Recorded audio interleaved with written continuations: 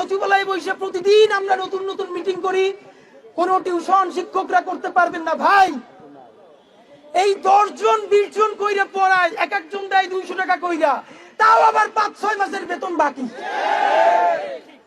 তো আপনি যেই বেতন দিয়ে দেখেন একজন শিক্ষক, তার ন্যূনতম যদি একটা 2 রুমের বাসায় একটা মফস্বল শহরে থাকে, আমারে বলেন 2 রুমের একটা বাসা 10,000 টাকার নিচে ভাড়া বাংলাদেশের কোথায় আছে 2-3 রুমের বাসা?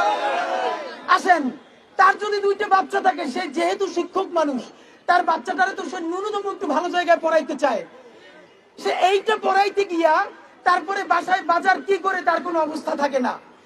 কোন শিক্ষককে আমি গ্যারান্টি দিয়ে বলি, বাংলাদেশের যে দোকানদার ভাইরা আছে মুদির দোকান, তারা শিক্ষকদেরকে মর্যাদা দেয় না।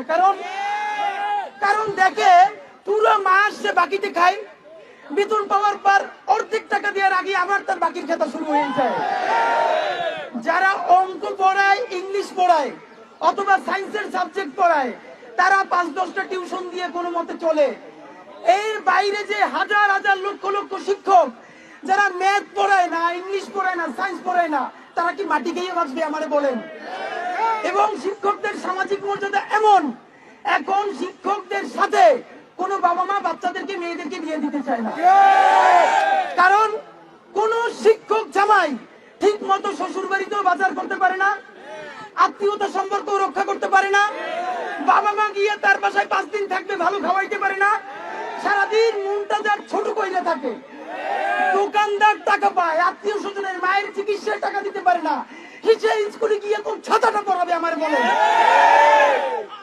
বাংলাদেশের কোন সরকার মন্ত্রীদের নামে 10 কোটি 12 কোটি টাকায় যখন গাড়ি কেনে, আপনি ভাবেন বাংলাদেশের মতো একটা দেশ, এইখানে মন্ত্রীদের নামে কোটি টাকার গাড়ি লাগবে কোন কারণে আমার বলেন? যার এত দামি গাড়ি ছাড়া চলবে না, তারা তো মন্ত্রী হওয়ার জন্য কেউ হাতে পায়ে ধরে নাই। আপনি